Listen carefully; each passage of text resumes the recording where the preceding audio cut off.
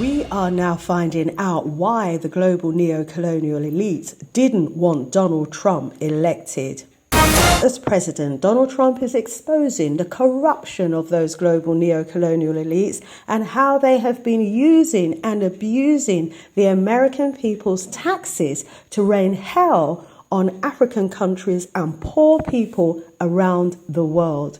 He's exposing the abuse of USAID and the extent of that abuse. Money you are paying for terrorism. This has got to end. I yield, Mr. Chairman.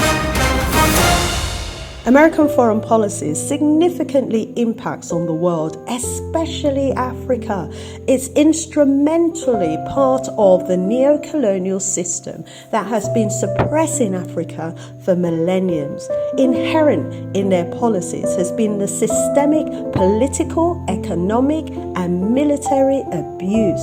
A neo-colonial terrorist system that has been sucking the life, the minerals and the resources out of its targeted countries and left behind a trail of destruction in its path, rivers of blood and a nightmare for local villagers. These rogue American agencies have received trillions in finance by their democratic government using USAID to perpetuate a reign of terror on African and brown nations. Millions and billions of Americans' tax dollars spent on training, arming and financing terrorist groups such as the Taliban, Al-Qaeda, Boko Haram, ISIS, the running of terrorist camps. The reality of USAID, improper payments, fraud, waste, abuse, lawlessness, terrorism and the invasion of defenseless countries, the pillaging, rapes, exploitation is now coming to light. The lives lost and the innocent blood shed is incalculable.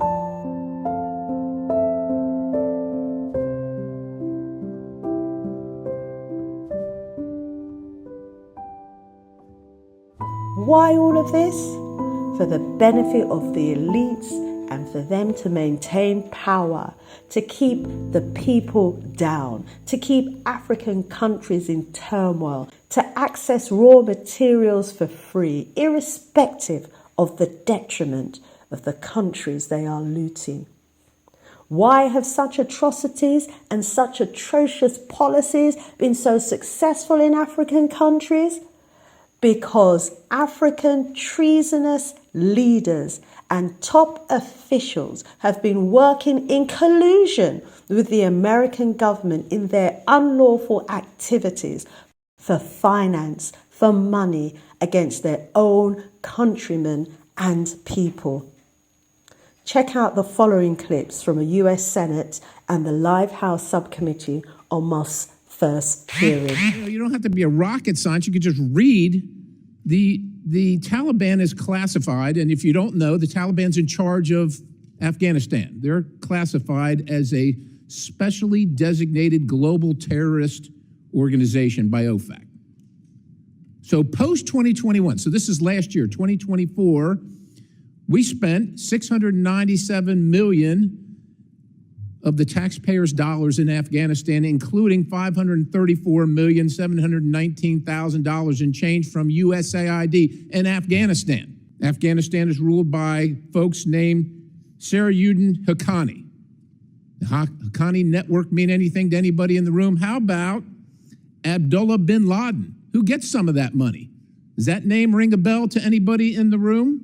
Your money, $697 million annually, plus the shipments of cash funds madrasas, ISIS, Al-Qaeda, Boko Haram, ISIS Khorasan, terrorist training camps. That's what it's funding.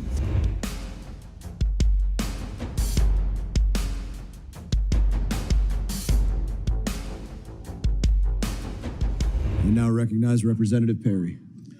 Thank you, Mr. Chairman. USAID was created through executive order in 1961 by President Kennedy, long having lost and strayed from its mission, lost its direction. Even the Clinton administration tried unsuccessfully to reform it.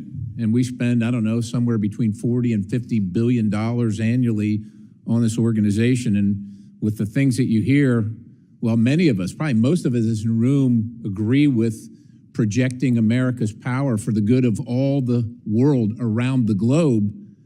Quite honestly, if our enemies were asked to design a foreign aid program that would actively undermine the United States of America at maximum cost to the taxpayer, they would be hard-pressed to create a scheme more effective than USAID.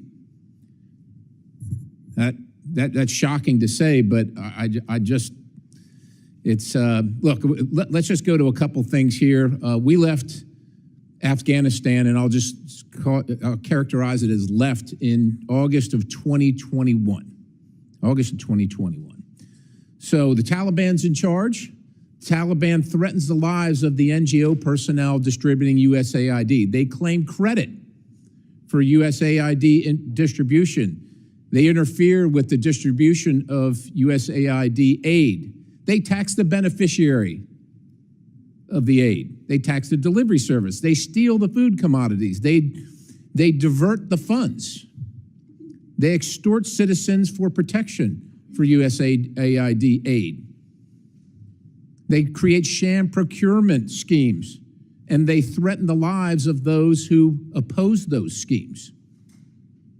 Now, that all occurred before August of 2021, when we were there.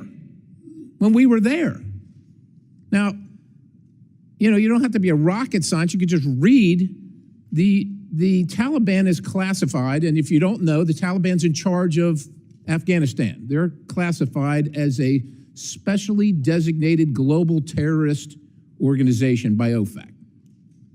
So post-2021, so this is last year, 2024, we spent $697 million of the taxpayers' dollars in Afghanistan, including $534,719,000 in change from USAID in Afghanistan.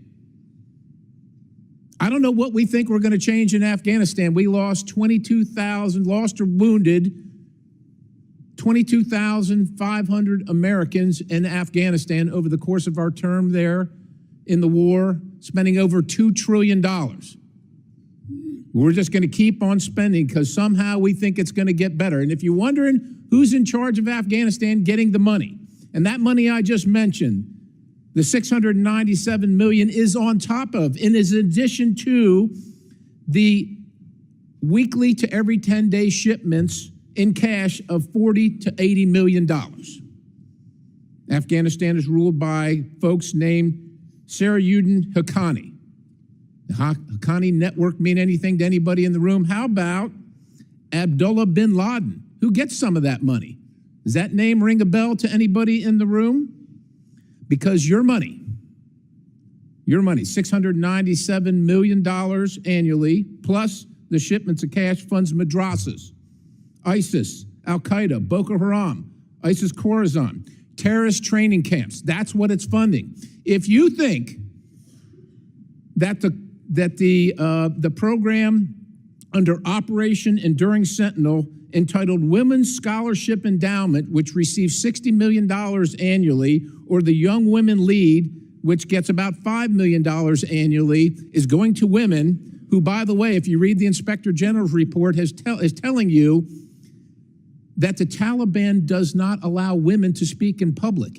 Yet somehow you're believing, and American people are supposed to believe, that this money is going for the betterment of the women in Afghanistan. It is not. You are funding terrorism, and it's coming through USAID. And it's not just Afghanistan, because Pakistan's right next door. USAID spent $840 million in the last 20 years on Pakistan's education-related program. It includes $136 million to build 120 schools, of which there is zero evidence that any of them were built. Why would there be any evidence? The Inspector General can't get in to see them. But you know what? We doubled down and spent $20 million from USAID to create educational television programs for children unable to attend the physical school. Yeah, they can't attend it because it doesn't exist. You paid for it. Somebody else got the money. You are paying for terrorism. This has got to end. I yield, Mr. Chairman.